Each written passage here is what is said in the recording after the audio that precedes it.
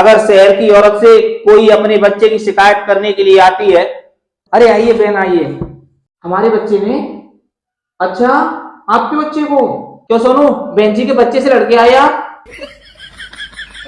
हम, मुझे पता है तुम करती हो ये काम। तेरे पापा को आने दे, ठीक है? तेरा पापा आएगा ना, जब देखूंगी तुझे मैं, तू बहुत शरारत करने लगा है। अब देख लूंगी, अभी दिखाऊं तुझे मैं, नालायक कहीं का। और भाई साहब अगर गामन किया मैं तो, हाय नहीं भैया, ये लुट्टा की बहू कहने चली जा रही है भैया, तो भैया जल्दी वहां से हटो। अबे तू है कौन तू? हमारे लल्लू ने, तुम्हारा लल्लू मारो है, अकाए झूठ दे रही है तू। हमारा लल्लू तो तेरी क्या में एक हल्को सोए, हमारा लल्लू कहीं मारे होती है, क्यों रे सोनू? या लुटना को मारते ने मारू हैं?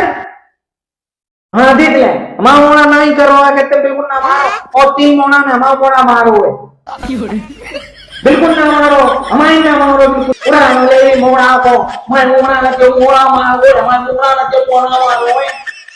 लल्लू सोनू जा मोना मिलने तू ती कजू के ना तो पत्थर ती मुंह ने फोड़ दियो, बाकी मैं कह रही हूं तो